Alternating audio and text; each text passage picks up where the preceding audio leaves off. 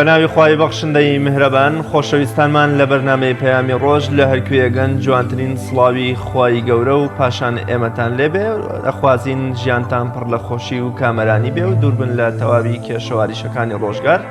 خۆشحاڵین جارێکی تر بە خزمەتیەوەی عزیز و خۆشەویست گەشتینەوە لەگەڵ هاوکارم کاک جەلال ئەڵقەیەکی نوێی بەرنامەی پەیامی ڕۆژتان پێشکەشەکەین بە ئومێدیەوەی کەوە کۆی بڕگە و بابەتەکانی ئەم ڕۆژمانجەی سەرنج و ڕۆزامەندی و سوودیەوەی عزیز و خۆشەویست بێت.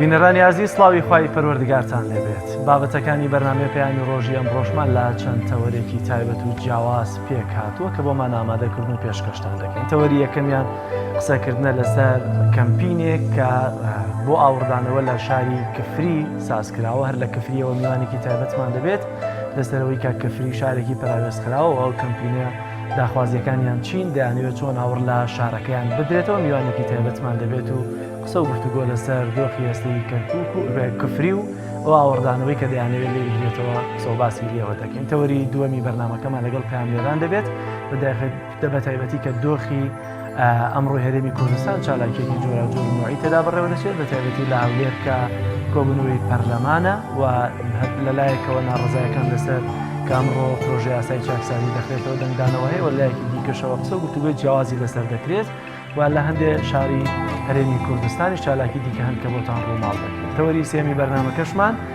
چۆن پارێزگاری لە گورچیلەکانمان بکەین کە پسپۆڕێکی نەخۆشەکانی گورچیلە و میزە ڕۆمان هەیە قسە لەسەر ئەم بابەتە دەکەین. وە کەمیشە ڕگەی یەکەمی بەرنامەکەمان پێشبینی کەشوهەوای شار و شارۆچەکانی کوردستانە با بزانین لەم کەشوهەوا ساردەی زستاندا پێشبینی کەشوهەوا و پلەی گەرمی شارەکان چۆنە.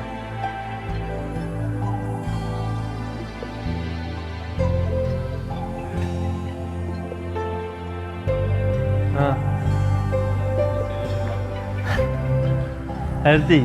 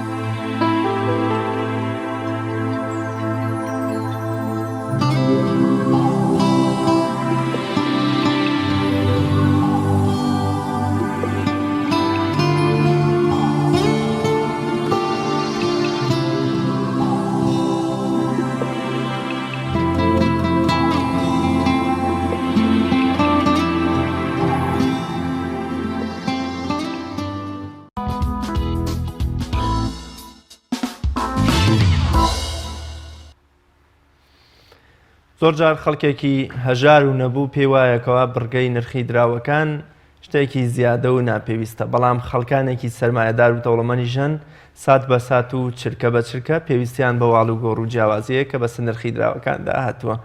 با پێکەوە بینەری بڕگەی نرخی دراوەکان بین.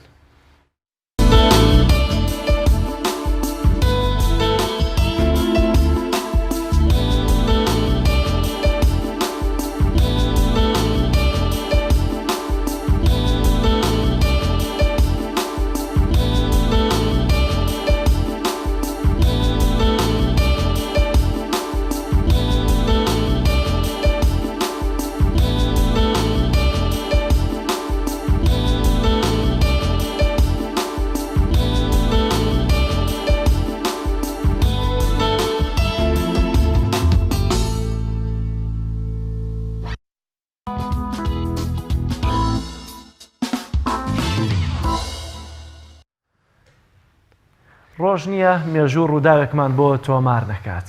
لە بڕگەی یادەوەری ئەو ڕووداوی مێژوە گرنگانەتان بیردەخینەوە کە لە 16 ساڵانی ڕابردوودا ڕوویانداوە. با پێکەوە بینەریان بین.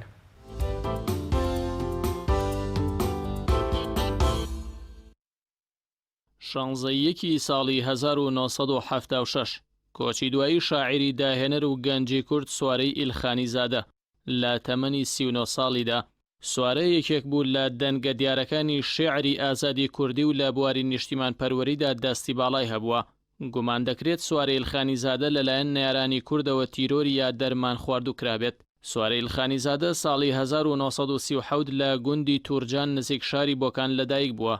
ڕۆژی 23 ساڵی 1964 هێزەکانی ڕژێمی شای ئێران کۆمەڵێک چالاکوانی کورد دەستگیر دەکەن و سوارە ئیلخانیزادەش یەکێک دەبێت لەو گەنجانە و ماوەیەکی زۆر لە زیندانی قزل قەلعە بە توندی سزا دەدرێت.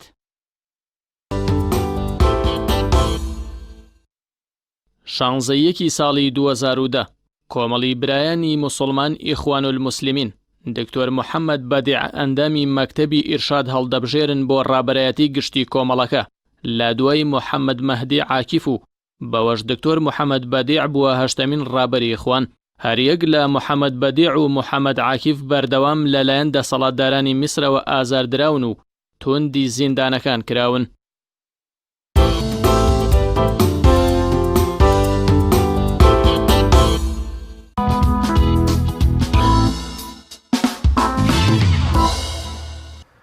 دیارە زۆرێک لە ناوچەکانی هەرێمی کوردستان دەنگ و ناڕزاییان بەرز بووەتەوە بۆهۆی خراپی خزمەتگوزاریەکانەوە بە تایبەتی لە چەند ساڵی ڕابردووە توانم بڵێم لە 2013 و 14 تا ئێستا بەگشتی پرۆژە خزمەتگوزاریەکان ڕاگیراون. بەڵام هەندێک ناوچە هەن کە زۆر جار ناوچەکانی دەرەوەی هەرێمی کوردستانیان پێدەوترێت ئەمانە زیاتر بە جۆرە لە جۆرەکان پشتگوێ خراون. لەلایەکەوە حکوومەتی هەرێمی کوردستان ئاوەڕێیان لێ ناداتەوە. لە دیوێکی دیکەش عێراق فەرامۆشی کردوون.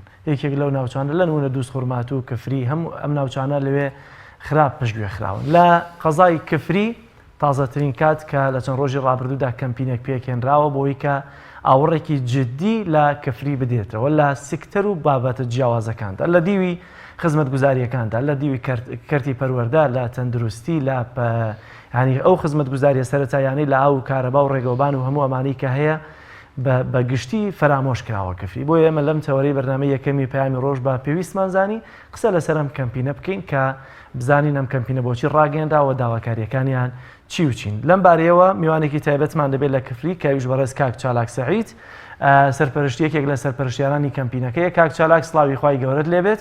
ئەگەر لێەوە دەست پێ بکەین ئەم کەمپینە بناسیێنی زیاتر چییە و بۆچی پێکتان هێناوە؟ بسم الله الحمد لله والصلاة والسلام على رسول الله. پێشەکی سپاسدانەکەین بۆ ئەم چاپێکەوتنە. ئێمە ماوەیەکە هەڵماندا بەڕاستی کەمپینە دروستکەین بۆ وەرگرتنی مافە خوراوەکانی شاری کفری کە ئێمە دەست پێشخەریمان کردووە. سوپاس بەخوای پەروەردگار برایانمان لە یەکگورتوو برایانمان لەنەوەی نوێ هاتنێتە پێشەوە لەگەڵمانە و ئینشاءڵڵا ئێمە ئەم شەو دانشتێکی فەرمیمان هەیە و کەمپینەکە بەڕەسمی باسەکەین بۆ هاونیشتمانانی شاری کفری. زۆر باشە کاک چالاک، ئەگەر بکرێ و لایەنانی کە کفری فرامۆش کراوە تێیدا شە بابەتێکن زیاتر و ئەرکی کێ؟ ئایا حکوومەتی عێراق یا حکوومەتی هەرێمی کوردستان؟ کامیان زیاتر ئەرک و بەرپرسیارەتی دەگرێتە ئەستەوە لە ڕابردووشدا کامیان زیاتر ئاوەڕیاوەتەوە لەو ناوچەیە؟ من تەسەوڕەکەم گەورەترین سیستەم لە شاری کفری کرا بەڕاستی لەلایەن حکوومەتی عێراقی و حکوومەتی هەرێمی کوردستان و ئیدارەی گەرمیانیش هەر هەمووی بە بەڵگە و بە دۆکۆمنت باسەکەین. ئێمە تەنها بەس باسی ئیدارەی گەرمیانەکەین. ئێمە بەڕاستی وەکو شاری کفری زۆر قەدرمان لێ کراوە لە ناوی ئیدارەی گەرمیان کە بەڕاستی ئیدارەی گەرمیان ئێستا دوای 16 ئۆکتۆبەر تەنها بەس قەزای کەلار و قەزای کفری هەیە. پێشەوەش قەزای خانەقینی لەسەر بووە، قەزای چەمچەمای لەسەر بووە، قەزای دەربەندیخانی لەسەر بووە. بەڵام هەرزوو قەزای دەربەندیخان دەرکی بەو ناعەدالەتی و زوڵمەی کردە لە ئیدارەی گەرمیان زوو جیا بووە. هەروەها چەمچەماڵ پاشانیش ئیدارەی گەرمیان خانەقینی لێ دابڕا لە دوای 16 ئۆکتۆبەر. ئەوەی کە ماوەتەوە بەس ئێمە ئێستا ماینێتەوە وەکو کفری لەگەڵ کەلار کە دوو قەزای سەر بە ئیدارەی گەرمیانە.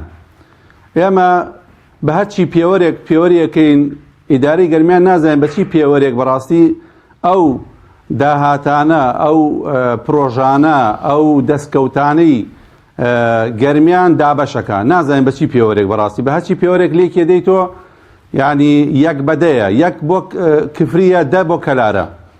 ئەگەر لە ڕووی ژمارەی دانیشتوان بێت ئەوەی کە من ئێزانم سنتەری کەلار و دەوروبەری 250,000 نفوسە، بەڵام کفری 60,000 نفوسە. یعنی 1/4 ئەگەر لە ڕووی ئەوە بێ کە کۆمەڵێک ناحەیە کە سەر بە کەلارە 3 ناحیە هەیە کفری 4 ناحیە هەیە ئەگەر سەبارەت بەوە بێ یعنی وەکو ڕوبەری ئەرزی کەلار خۆی لەدا لە 1900 کیلومتر مربع بەڵام کفری خۆی لەدا لە 2110 کیلومتر مربع یعنی ئەمانە کۆمەڵە داتان بەڕاستی ئێمە بە دوواداشتمان کردە لەسەری و پێویستە جانبی پەیوەندیدارکەوە ئیداری گەرمیانە ئاوڕێک لەو نەعەدالەتیە جایەکتر بداتەوە و ئێمە الحەمدوللا کۆمەڵێک شت هەنگاو باشمان ناوە و لەم ئاخیرەش سەردانی مامۆستا عەلی باپیرمان کرد بە سوپاسەوە لێرە ئێمە سوپاسی مامۆستا عەلی باپیر دەکەین بەڕاستی زۆر نیگەران بوو لە پەراوێزکردنی شاری کفری لەلایەن حکومەتی هەرێمی کوردستان و هەروەها ئیداری گەرمیان. زۆر باشە پێشەوەی کە بچینە سەر و بابەتانەی کە ئێوە دەتانەوێت لەوەی کە خزمەتتان بکرێت با پرسیاری ئەوە بکەم ئایا لەو بەراوردانەی کە ئێستا کردێت قەزای کفری و ناوچە سنوورە دیاریکراوەکەی کفری هیچ دەوڵەمەندە بە بیری نەوتەوە چکە توزانم گەرمیان ئەمڕۆ دەوڵەمەندە بە چەندین بیری نەوتەوە وەروەها سامانی سروشتی دیکەوە بەڵێ بەتەمان بەداخەوە یاسای سندوقی داهاتە نەوتەکان و ئەوانەمان هەیە کە لە 2015 ئەو یاسا دەرچووە لە برگەی نۆ باسیەوە کە هەر قەزایەک ئەگەر نەوتی تیا دەنهێنرا $2 پترۆدۆلار ئەدرێت ئەو قەزایە ئێمە لە 2015ەوە نەوت لە گەرمیان دەرەچێت لە کارتی سەرقەڵای 1 و 2 3 بە ئەترافی گازپرۆم کە سەرپەرشتی ئەو کێڵگانەکە تا ئێستا 2000 تەنی نەوتیان دەرکردووە هەر تەنێکیش 7 بەرمیلەکە واتە 12 حسابێکمان کردووە تەمان ئەکاتە $24 ملیۆن ئەگەر بەو یاسایە بێت کە پەرلەمان دەریکردە لە 2015 پترۆدۆلار ئەگەر ئەو $24 ملیۆن سەرف بکرایە بۆ کفری ئێمەمان توانین کۆمەڵێ مەشاریع کۆمەڵێ پرۆژەی چاکمان لە شاری کفری دروست بکردایە بۆ نمونە یەک شتت بۆ باسەکەم دروستکردنی سایلۆیە کە بۆ منتیقەی گەرمیان زۆر زەڕورە بۆ کشتتوکاڵ بۆ فەلاحەکان 17 ملیار دینایەتی ئەچێت ئێمە $24 ملیۆن سایلۆیەکەکە و 2 سایلۆشمان بۆکە لە منتیقی گەرمیان ئەمە یەکێکە لە نەعەدالەتەکانی گەرمیان بەڕاستی ئیداری گەرمیان با یەک معلومەتیش بە جەنابەت بدەم ئەو نەوتانەی کە هەیە لە ئیداری گەرمیان هەر هەمووی سەر بە قەزای کفریە بەڵام هیچ قەزای کفری سوودمەند نەبووە لەو نەوتێکەوە دەرەکرێت لە قەزای کفری. زۆر باشە کاک چالاک ئەو بابەتە خزمەت گوزاریانی کە ئێستا ئێوەتانەوەیەوە کەمپینەکەتان لەسەری ڕاگەیاندووە ئایا لە کەرتی تەندروستیە لە کەرتی پەروەردەیە لە کەرتی خزمەت گوزارێکی سەرەتاییەکانی وەک ڕێگەوبان و ئاو و کارەبا و ئەمانەیە بەگشتی چیتان کەمە بۆی کە پێت بۆتان بکەن؟ وەڵای ئەمە هیچمان نییە تا بڵێن کەمە هەر هیچمان نییە بەڕاستی قەزایەکی زۆر پەراوێزخراوە ئێتر نازانین پەراوێزخراوەکەی بە ئەنقەست بووە یا چۆن بووە من باسی بە یەکێ لەو خاڵانەی کە باسی کەین بەڕاستی مەوزوعی تعلیمی عالیە کە پێویستە کفری ئێستا سەرخاوەنی کۆلێجێکی کشتتوکاڵە کۆلێجێکی کشتتوکاڵی ئیهمالکراوی بێبایەخ بەڕاستی ئیدارەی گەرمیان کە زانکۆی گەرمیان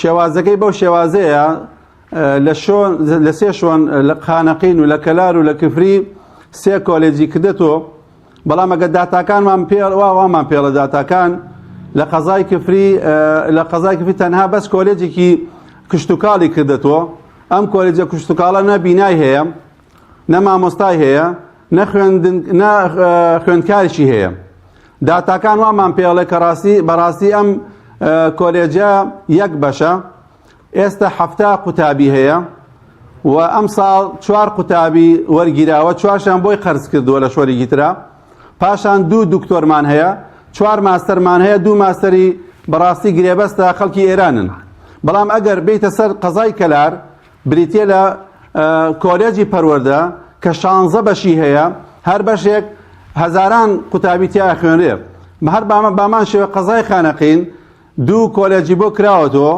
کۆلێجی زانستە مرۆڤایەکان و پاشان کۆلێجی وەرزش کەوا 7 بەشی هەیە بە هەزاران قوتابی تیا خوێنرێت ئەمە ئەو نەعەدالەتەیە کە بەڕاستی ئیدارەی گەرمیان و من ضمنی ئیدارەی گەرمیان زانکۆی گەرمیان کەوا بەرامبەر شاری کفری هەیەتی، یعنی ئەو زانکۆیە ئەو کۆلێجە لە کفری لە 2013 دامەزراوە، ئێستش بڕۆی نەبینایان هەیە، یعنی هەر کەسێ بڕە سێری ئەو کۆلێجێ بکە بەڕاستی دڵی پێستویە. ئەمە یەکێکە لەو نەعەدالەتیانە، ئەو شتانەیە کە بەڕاستی ئەمە کاری لەسەرەکەین و ئیشی لەسەرەکەین و کەمپینەکەمان یەکێکە بێ لەو بەشانەیەکەوە باسیکەین ئینشاءڵڵا. زۆر باشە کاک چالاک. کەواتە لە دیوەکانی دیکەوە وەکو تەندروستی بابێنە سەرکەرتی تەندروستی تا چەندە خزمەتگوزاری لە خزمەتگوزاری تەندروستی لە قەزای کفری فراهەم کراوە بۆ هاوڵاتیان؟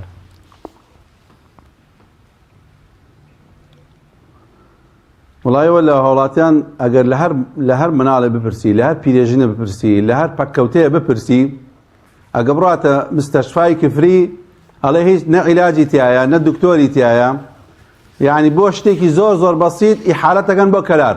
ئەوە من خۆم لە خۆما ڕوویدا کە دایکم قاچی تۆزی ئازاری پێگەشت، دکتۆرەکەی سەر ئیحالەمانی کرد بۆ کەلار، یعنی ئەبسەط شت کەمترین شت ئیحالەتەکەن بۆ کەلار. ئەوە کەرتی تەندروستیمان داڕوخاوە، یعنی داڕماوە. بەڵام پێش کەرتی تەندروستی ئەمە خاڵێکی تر کە باسیەکەین ئینشاڵڵا مەسەلەی شوێنەوارە دێرینەکان. ئێمە وەکو گەرمیان لە هەر بە پێی داتای خۆیان 520 شوێنەواری دێرین هەیە لە منتیقەی گەرمیان. زۆربەی شوێنەوارەکان کەوا هەیە لە شاری کفریایە. بۆ نمونە من یەک شوێنەوار باسەکەم، ئەویش قەیسەرەکەی کفریە کە لە ساڵی 1850 دامەزراوە، وەستایەکی کەرکووکی دروستی کردە و پێکاتۆ لە 332 دوکان 6 خان مەزدەری تیجارەتی بووە بۆ خەڵکێکی زۆر. ئێستا مع الأسف داڕماوە داڕوخاوە و حکومەتی هەرێمی کوردستان لە ساڵی 2012 بڕی 21 میلیارد دیناری تەرخان کرد بۆ نوێژەنکردنەوەی ئەو شوێنە، بەڵام تا ئێستا بەردێکی نەخێتە سەربەردێ. ئەمە گەورەترین مێژووە بۆ شاری کفری. لەو بازارە تەنها 4 دانە هەیە لە عێراقا، یەکیان لە شاری کفریە کە شاری کفری کۆنترین شارە لە پێشی کۆیەشە. بڕۆ سەری سە کۆیەکە و سەری شاری کفریکە. ئێمە کەمپینەکەمان بەڕاستی لەم سەرکەتەرانە هەر هەمووی ئیشی لەسەرەکەین و داکۆکی لە مافەکانی خۆمانەکەین و حەق و مافەکانی خۆمان ئینشاڵڵا وەرەگرینەوە. زۆر باشە. لە دیوی خزمەتگوزاریەکانی وەکو ئاو کارەبا و ڕێگەوبان لەم دیوە کفری چۆنە؟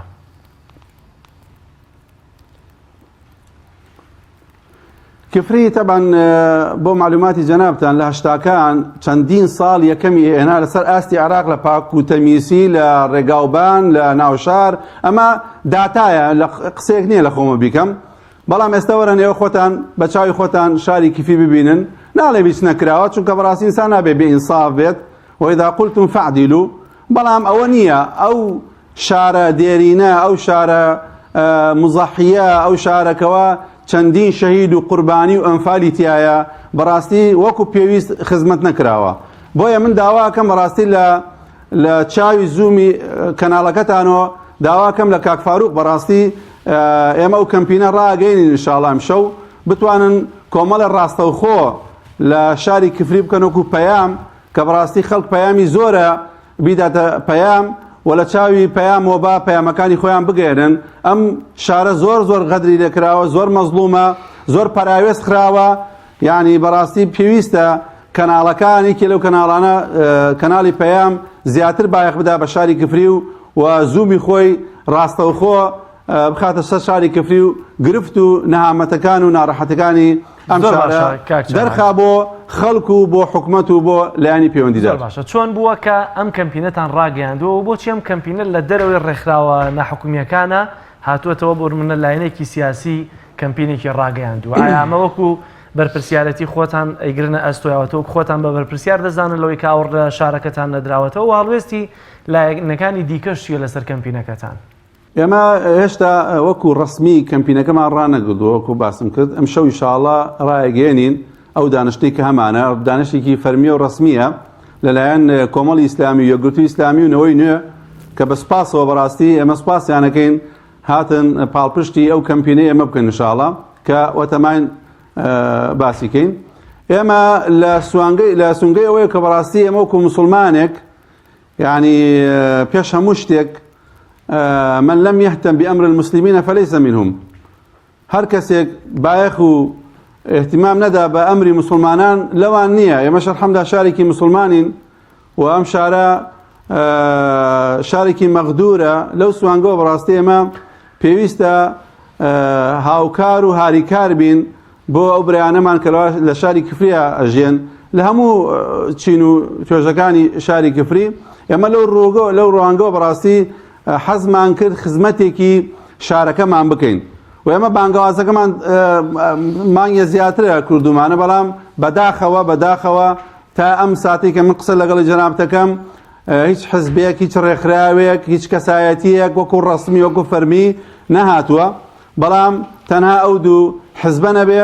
ئێمەش ئینشاڵڵا ئەم شەو دانشین و خارتەیەکی تەریق دانین، ڕێگەچارە دانین کەوا چی بکەین بۆ شاری کفری. کاک چالاگە و حزبانی کە ئێستا پاڵپشتی لە پرۆژەکەتان دەکەن بەداخەوانی ژەروەکو کۆمەڵی ئیسلامی کوردستان بێپارەنەوە بۆچی هەوڵ نادەن بە تایبەتی یەکێتی و پارتی بێنە ناو کەمپینەکەتانەوە، چکۆ دەسەڵات ئێستا زیاتر لای ئەوانەیەوە زایدن گۆبزوتنەوەی گۆڕانیش کە پێکێنەرێکی ناو حکوومەتی ئێستا هەرێمی کوردستانە. بۆچی ئەمانە نایەنە ناو کەمپینەکەتانەوە کە دوجار خزمەتێکی گشتی خەڵکی کفری خزمەتە بە هەمووان، خۆتەنا خزمەت نییە بە لایەنگرەکانی ئەو سێ حزبەی ئێستا کە ناو کەمپینەکان. ڕاستەکە ئێمە وەتەماین ئینشاڵڵا شەوکە دانیشتمان کە منتان توانم سەر لە خۆم قسە بکەم. ئەگەر ئەو سێلایەنە بڕیاریاندا کەوا لەگەڵ یەکێتی و پارتی و نەوەی نوێ و هەر ڕێکخراوێک و هەر حزبێک و هەر شخصێتێک ئێمە دیاریەکەین. بەڕاستی ئەم شەو بۆ دیاریکردنی ئالەتی کاری ئەو کەمپینەیە. ئینشاڵڵا ئەم شەو ئێمە ئالەتێکی بتەودانین و ئەگەر گەشتنەوە قەناعەتێکەوە بە پێویستە زانین لەگەڵ یەکێتی و پارتی و گۆڕان و حزبی شیوعی و حسک و کە هەیە لە کفریە، هەروە حزبی تورکمانیش هەیە لە کفریە، ئێمە ئینشاڵڵا دانیشتنیان لەگەڵ ئاکەین و بۆچوون و ڕای خۆمان سەبارەت بەو کەمپینە پیانەگەین ئینشاڵڵا. زۆر باشە. لە ڕابردوودا کفری ناوەندێکی ململانەیە بۆ لە بەتایبەتی لە کاتی هەڵبژاردنەکاندا دەبێتە ململانەیەک بۆ لایەنە سیاسیەکان کێ زۆرترین دەنگی کۆ بکات. بۆچی لە دوای هەڵبژاردنەکانیش بەو شێوازە فەرامۆش دەکرێت؟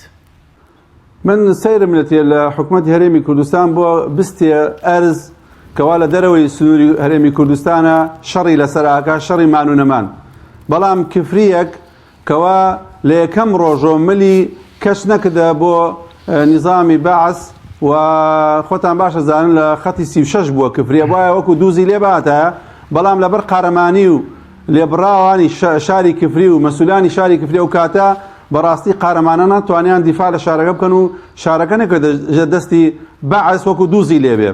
بەڵام سەیرم لێتە ینی تۆ بۆ داکۆکی لە بستێکی شوێنەکانی ترێکی کە حەقە ڕەوایەکەوە دیفاعی لێ بکە، بەڵام تۆ شارێک لەژێ دەستە، شارێکە مێژوویەکی دێرینی هەیە، شارێکە خەباتی کردووە، قوربانی داوە، تەنانەت گەڕێکێکمانەیە بە ناوی ئەنفالۆ، یعنی تێناگەم چی هۆکاری هەیەکەوە ئێمە تا ئێستا بەڕاستی ناشزانین. یعنی ئەگە بڕۆی لە عامی خەڵکە برسی لە کفریە ئەڵێ نازانم سەر بە دیالەم، سەر بە سلێمانیم، سەر بە کەرکووکم، یعنی ئێمە بەڕاستی تا ئێستش خۆمان حکوومەتی هەرێمی کوردستان ئێمە یەکلا نەکردوتەوە سەر بە هەرێمین بەڕەسمی یا سەر بە دیالین.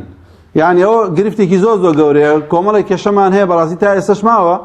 لەبەرەوە وەکو باسی کرد جەنابەت، بەڵێ لە کاتی هەڵبژاردن و لە کاتی بانگەوازی هەڵبژاردنوانە وعد و عودی زۆرە دەن بە شارەکە، بەڵام کە تەواو بوو کۆتایی پێهات بەڕاستی وەکو حبری سەر وەرەقا مێنێت و هیچ ئیشی و کارێ ناکەن بۆ شاری کفری.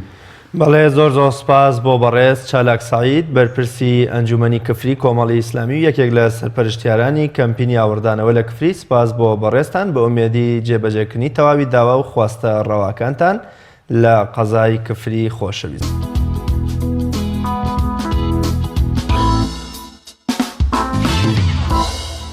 بەڵێ خۆشەویستان، تەوەری سێمی بەرنامەکەمان قسەکردنە لەوەی چۆن پارێزگاری لە گورچیلەکانمان بکەین کە بێگومان گورچیلەیەکێکە لە ئەندامە گرنگەکانی ناوەی لەشی مرۆڤ، بایەخێکی زۆری بۆ هاوسەنگکردن یان ژیانکردنی بەشێکی مرۆڤەکان هەیە بە شێوەیەکی گشتی.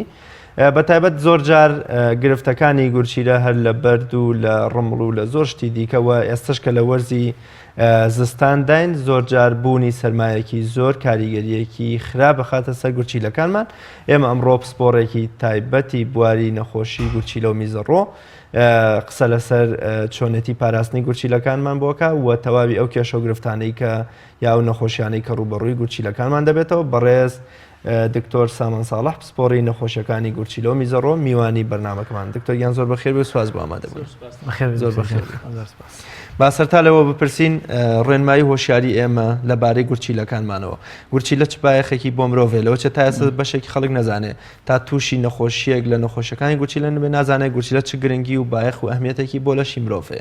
ئەو ڕێنمایی هۆشیاری کە پێویستە من تاکێکەکەی بێ لەبارەی گورچیلەکەیەوە کامەیە؟ بەڵێ سپاسدانەکەم بۆ ئەم میوانداری و بۆ هەڵبژاردننی بابەتەکەش.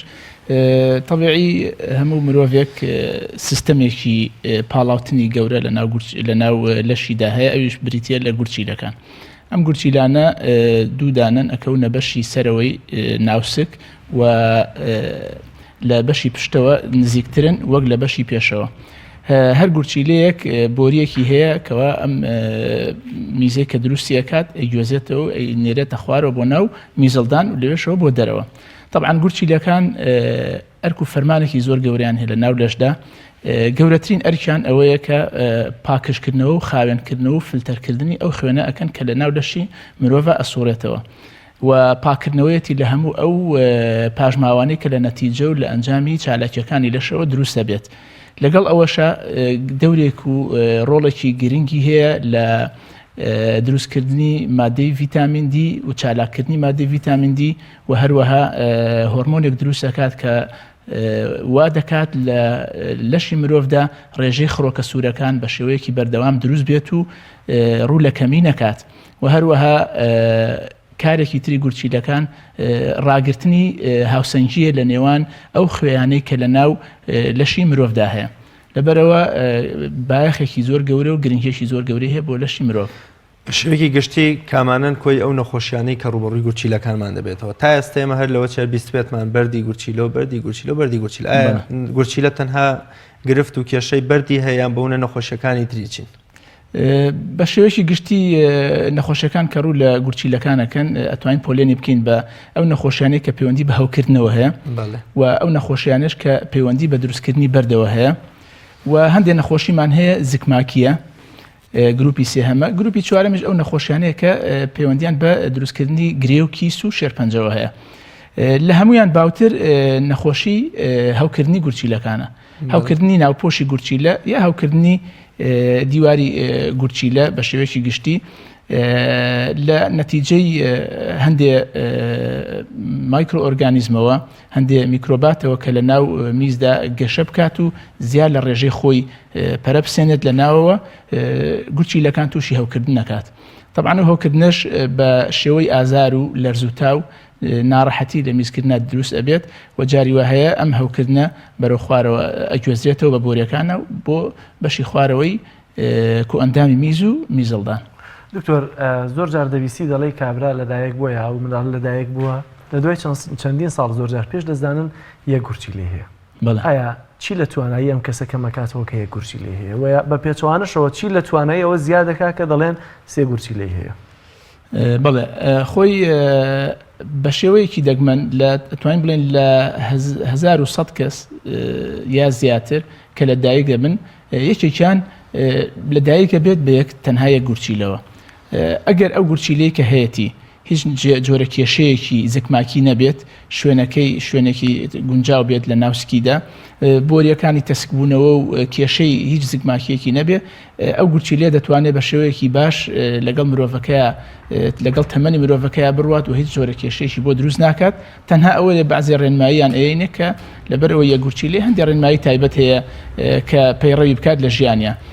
بەنسبەت ئەوەی کە ئەڵەن سێ گورچیلەیە بەڕاستی خۆی شتێکی وە وازح نییە کە بەعزێک کەس لە سێ گورچیلە یا چوار گورچیلە، بەڵام شتێک هەیە لە زانستی ئەم بەشی گورچیلە و بۆریەکانی میز هەندێک جار ئەم گورچیلەیە بە شێوەیەکی زگماکی وەکو دوو حەوزی هەیە.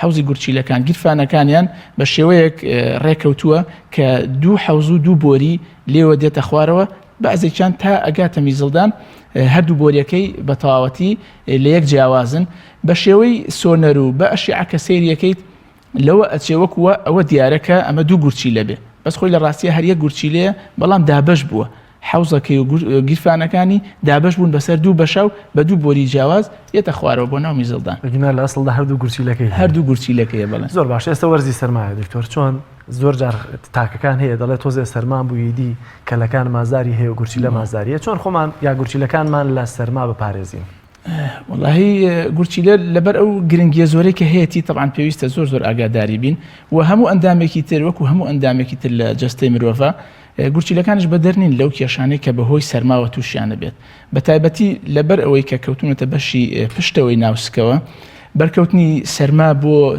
پشت و ناوسک بە شێوەیەکی زۆر یان سەرمایەکی زۆر تەسیرە کاتە سەر گورچیلەکان و ئەم گورچیلانە توێکڵێکی هەیە پەردەیەکی بە چوار دەورەوەیە و گیرفانەکانی و بۆریەکەی و حوزەکەی لە ماسولکەیەکی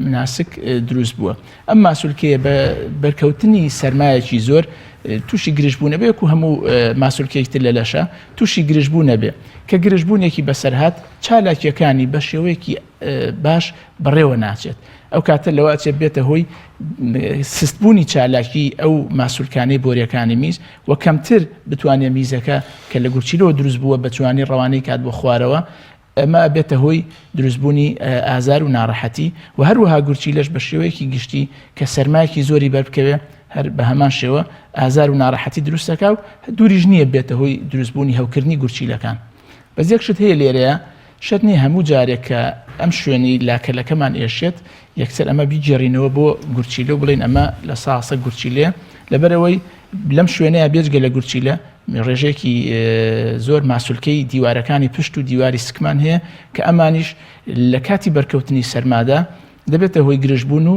تەشەنوجاتێک لەو ماسولکانەیە و ئازارێکی تون دروستەکات جوڵەی ئەو کەسە کەمەکاتەوە هەندێک جوڵە هەیە ناتوانێت بیکە وا هەستەکات کە گورچیلەکانی نەخۆش بن دکتۆر مەرجاوی کە بە سەرمایەک تۆ سەرماڵێ هەر بەحاڵ سەرمان بوویتی من گورچیلەکانم ئازاریانەیە مەرجە دەوە ئەو کەسانە زۆر جار دەڵێن ڕمڵمانەیە یا بەردمانەیە ئەو سەرمایە مەرجە دەوەی بەوەی کە ئەگەر بەردی هەبێ ڕمڵی هەبیام جار زوو کاریگەری لەسەر دروست بکات بڵێ خۆی ئەوەی کە بەردی هەبێت کاریگەری لەسەر دروستەکە بڵێ ئەوەی کە بەوازەی بەسوەنەر و بڵێ کاریگەری لەسەر دروستەکە هەر گرژبوونێک و بەرکەوتنێکی سەرما بۆ گورچیلەکان ئەو بەردە لەوانەیە ئازاری زیاتر و دەرکەوتنێکی ئازاری زیاتری پێ بکات بەڵام ئەوەی ڕاستی بێت لە زانستی پزیشکیدا شتێک نییە بە ناوی ڕەمڵ کە ئێمە بتوانین بە سۆنەر یان بە ئەشعە و شت بیبینین تەنها ئەوەیە کە لە فەحسی میزە دەرەکەوێ ئەویش هەموو ئینسانێک کە خواردن نەخوات جۆرەها خواردن نەخوات خوێی تایە کالیسیۆمی تایە مادەی تری تایە ئەم مادانە کە لە گورچیلەکان و فلتەرەشنیان بۆکرێ پاڵاوتنیان بۆکرێت لە ڕێگەی میزەوە دەرەدرێتە دەرەوە و لە نەتیجەیە لە فەحسی میزە دەرەکەوێت کە ئەمە ڕمڵی هەیە بەڵام ڕەمڵ بە هیچ شێوەیەک بە سۆنەر و بە ئەشعە دەرناکەوێت. زۆر باشە دکتۆر با باز لە بەردی گورچیلە بکەین. بەردی گورچیلە چییە؟ هۆکارەکانی دروستبوونی و خۆپاراستن و ڕێنمایی هۆشیاری ئەمە لەبارەیەوە چییە؟ و چۆن چارەسەری ئەم بەردی گورچیلەیە؟ بەڵێ لە ڕاستیدا بەردی گورچیلە یەکێکە لە هەرە باوترین ئەو نەخۆشیانەی ئەو گرفتانی کە تووشی گورچیلەکانە بێتەوە و ڕێژێکی زۆر لە خەڵک ئەناڵێنن بەڕاستی بەدەست بەردی گورچیلەوە.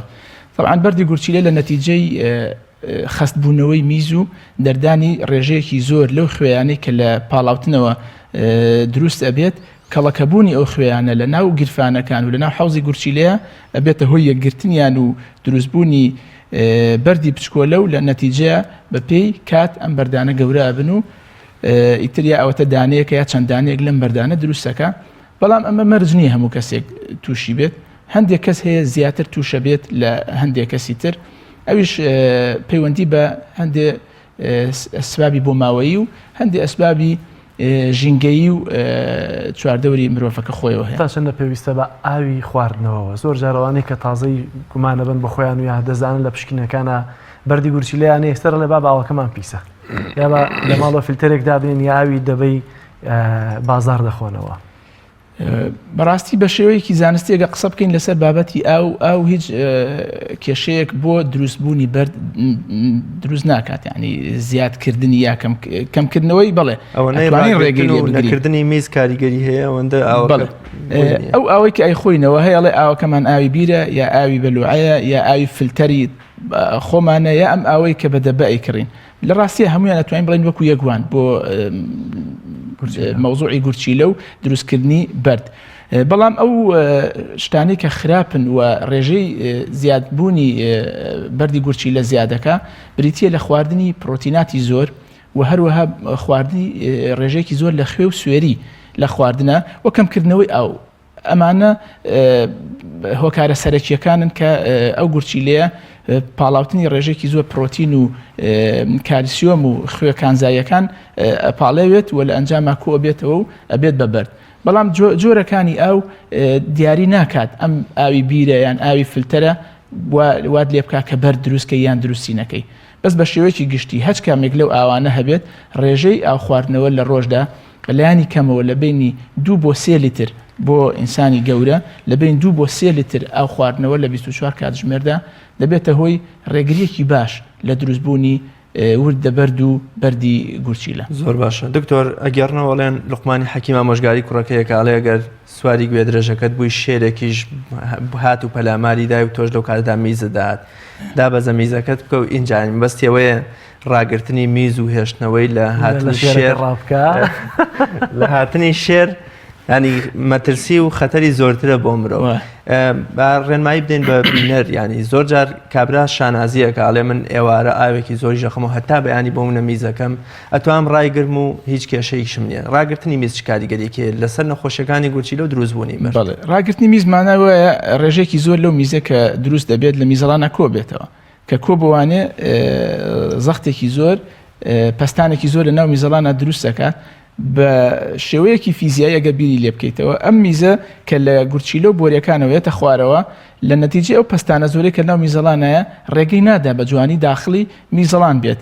ئەمەش بێت هۆی کەڵەکەبوونی میز لە بۆریەکان و لە گورچیلەیە هەمە بێتە هۆی زیادکردنی احتیمالەتی توشبوون بە هەوکردن و هەروەها بە کەڵەکەبوونی میز و خەستبوونەوە و دروستکردنی بەرد.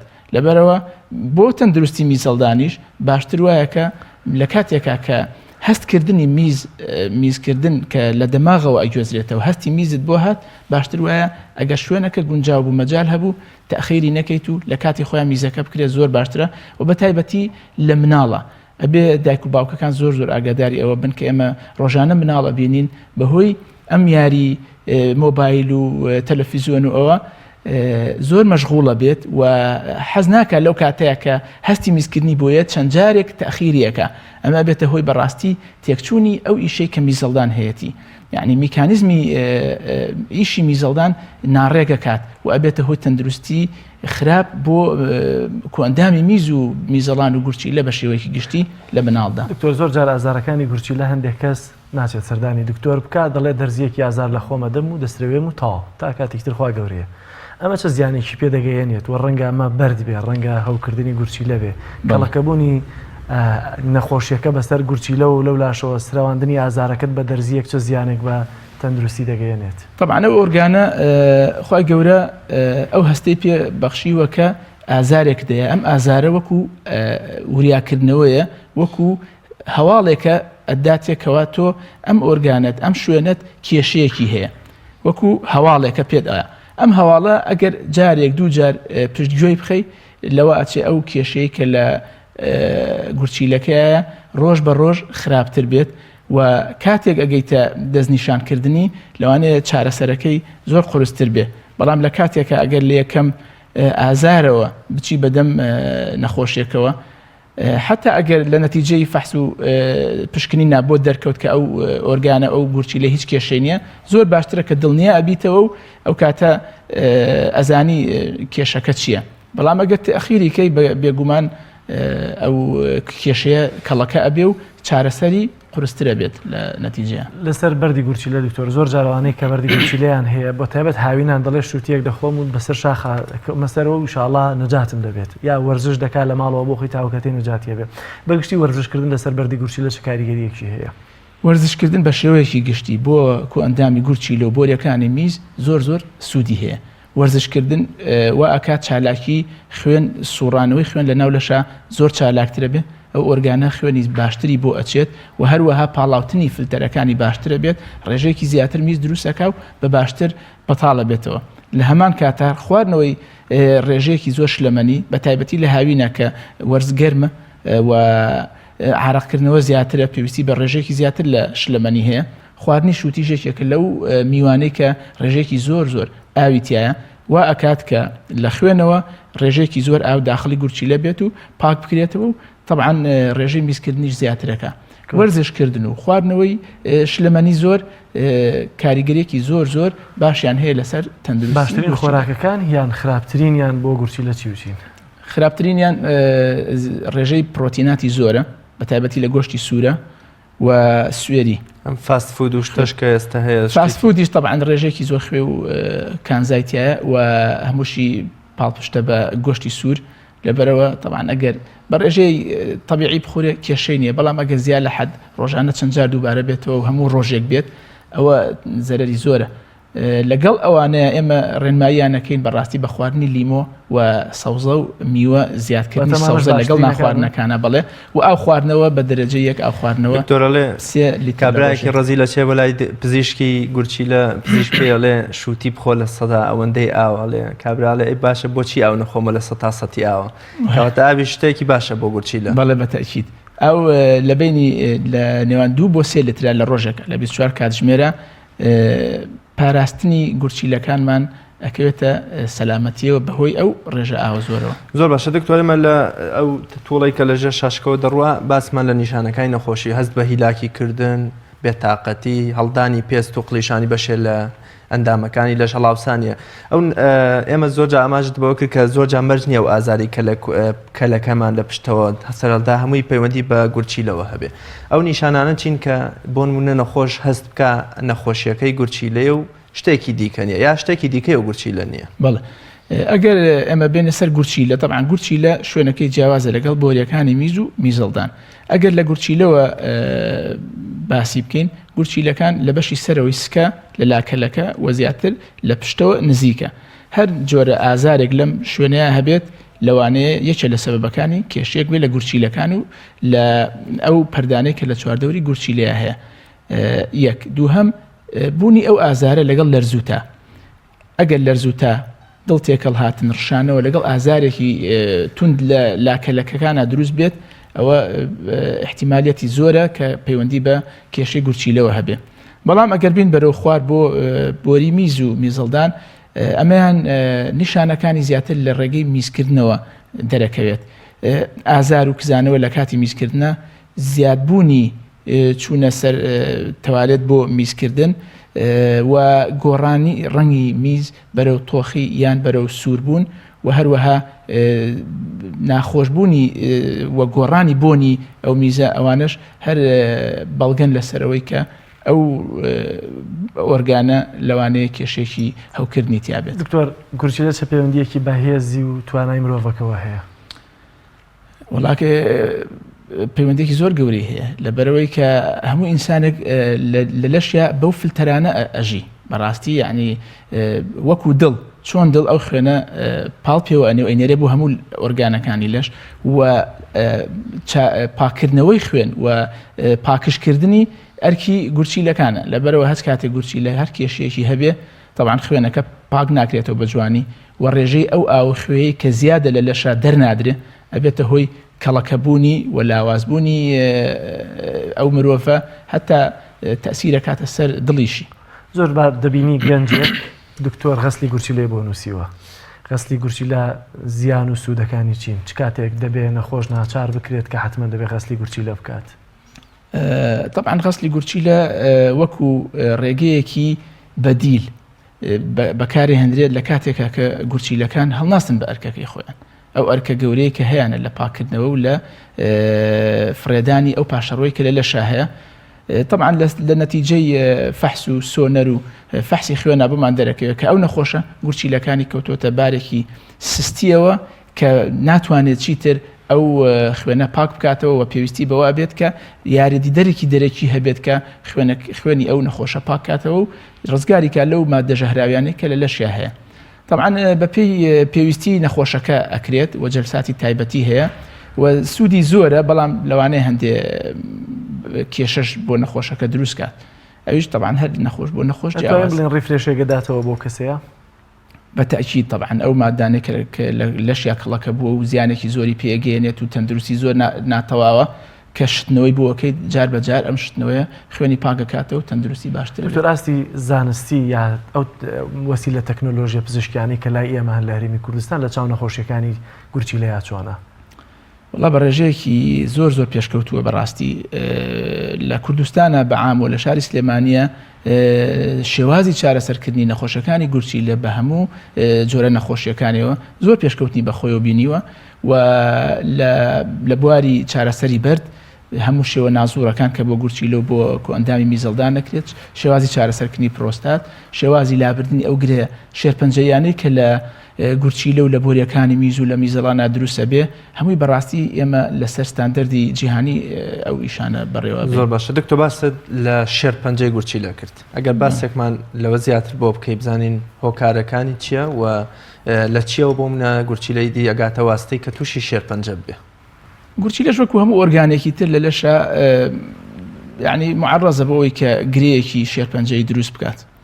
ئەمیش هۆکاری بۆ ماوەیی هەیە، هۆکاری تەمەنی هەیە و هەندێک هۆکاری ژینگەیی هەیە کە ئەو نەخۆشە لەوانەیە لە ژینگەیەکی ناتەندروستە بێت، لە ئیشێکی خراپە بێت کە هەندێک مادەی کیمیایی بەربکەوێت وای لێ بکات کە ڕێژەی احتیمالی توشبوونی بە گرەی شێرپەنجەی زیاد. جگەرە و نێرگەلە و مادە کحولیەکانی دیکە هەر بە شێوەیەکی گشتی بۆ گورچیلە و پاشتر بۆ شێرپەنجەی گورچیلە ئەمانە چەند ڕۆڵ و کاریگەرێکی خراپیانە؟ جگەرە ڕۆڵێکی زۆر خراپی هەیە بە تایبەتی لە گورچیلەیە و زۆر بە تایبەتی تر لە بۆریەکانی میز و میزەڵدانە ئەتوانین بە هۆکاری یەکەم دابنرین لە دروستبوونی گرێ شێرپەنجەیەکان لەو ئەندامانەدا.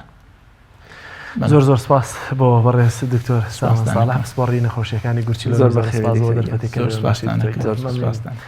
بینەرانی عزیز دەچینە لای زانیاریەک تایبەت بە لەشی مرۆڤ با لەم تەوەرە تەندروستیە جارە نەچینە دەرەوە پێکەوە بینەریە و زانیاریە تایبەتە بین.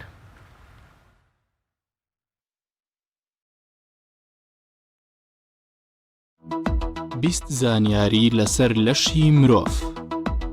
مرۆڤ لە کاتی نووسندا باڵای 1 سانتیمەتر درێژ ئەبێت، بەڵام کاتێک بەخەبەر دێت وەک خۆی لێ دێتەوە.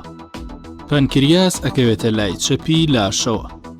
یەکێک لە ئەندامەکانی لەشی مرۆڤ بەشێکی لێلابێت دروستە بێتەوە، ئەویش بریتیە لە جگەر.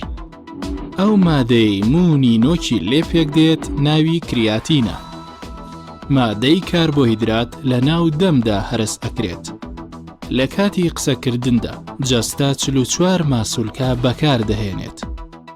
ڕێژەی ئاو لە خوێنی مرۆڤدا لە 183.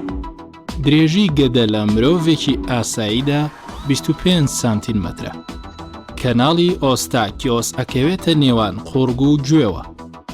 دوورگەکانی لانکەرهانس ئەکەوێتە ناو پەنکریاسەوە. ژمارەی ماسوولکەکانی لەشی مرۆڤ 620 ماسوولکەیە. ژمارەی ئێسکەکانی کەلەی سەر 22 ئێسکە. گەورەترین ڕژێن لە لەشدا جگەرە. ئیشوکاری ڕژێنە لیمفاویەکان پاڵاوتن و پاکردنەوەی خوێنە. ژمارەی سەمامەکانی دڵ 4 سەمامەیە. یەکێک لە هەستەوەرەکان کەمترین چالاکی هەیە، ئەویش هەستی بۆنکردنە.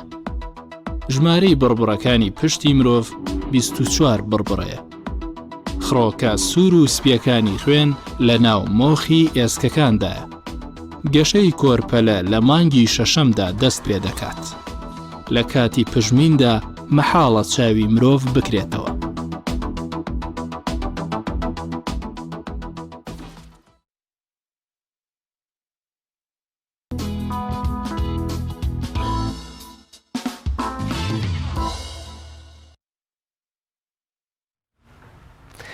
بەم شێوەیە هاتینە کۆتایی کۆی بڕگە و بابەتەکانی ئەمڕۆمان. ڕێز و خۆشەویستی هەریەک لە ڕاز کاکە مەحموود و جەلال محەممەد قبول فەرمونون تا بێگەشتنەوەیەکتر لە پەنای خوادابن. خواتان لەگەڵ.